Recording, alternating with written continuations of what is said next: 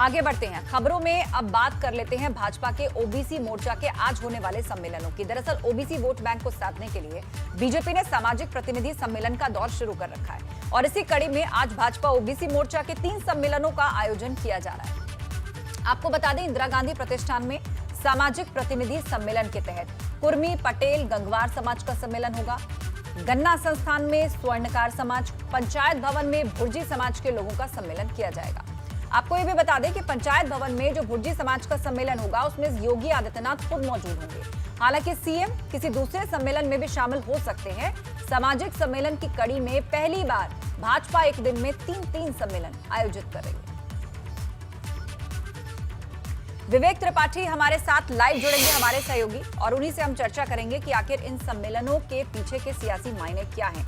विवेक, कहीं ना कहीं बीजेपी को भी इस बात का एहसास है कि मुस्लिम वोटर्स जो हैं वो बीजेपी के साथ नहीं है 2022 में, तो ऐसे में ओबीसी वोटर जो कि अच्छी खासी तादाद में, उनको साधना बहुत अहम हो जाता है। एक दिन में 3 सम्मेलन, क्या यही संकेत और संदेश इसके पीछे?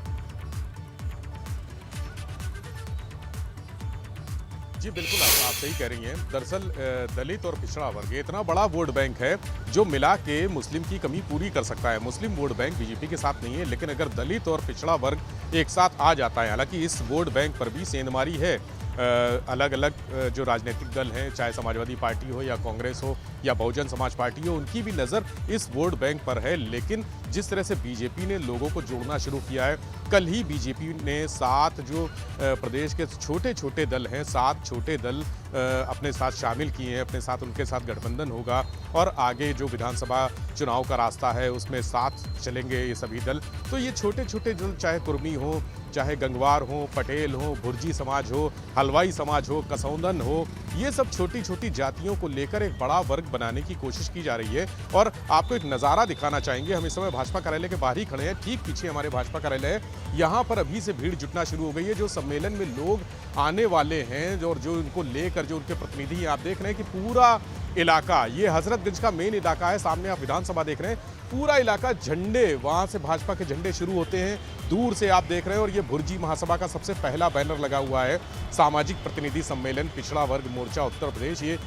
शुरू होगा अभी अलीगंज में पंचायत भवन, और इसके साथ साथ अगर हम चलेंगे तो तमाम, अगर इस पूरे रास्ते पर देखेंगे तो इसी तरह के बैनर पोस्टर से पूरा सजा हुआ है। यानी इन सम्मेलनों को लेकर कितनी तैयारी की है भाजपा ने। और सबसे महत्वपूर्ण बात यह है कि मुख्यमंत्री योगी आदित्यनाथ खुद इन सम्मेलनों में हिस्सा ले रहे हैं, खुद व्यक्तिगत रूप से वहां पर जाके इन समाज के लोगों की समस्याएं सुन रहे हैं, इन समाज के लोगों से संवाद कर रहे हैं। अभी पिछले दिनों 22 अक्टूबर को एक सम्मेलन हुआ था हलवाई और कसौंदन समाज का, वहां पे बात उठी थी कि भुर्जी समाज को भी साथ में जोड़ा जाए।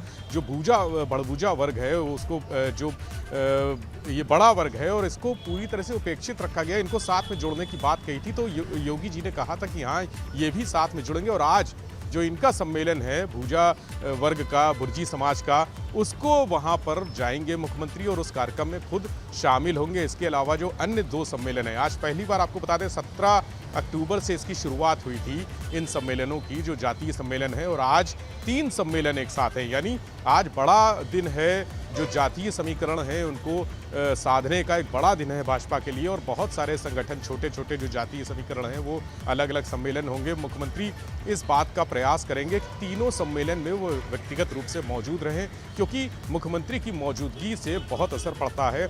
और हालांकि 9:30 बजे तीनों सम्मेलन शुरू हो जाएंगे, लेकिन मुख्यमंत्री किस समय जाएंगे ये अभी उनका प्रोग्राम अभी तक नहीं आया है। लेकिन भुर्जी समाज में उनका जाना तय है।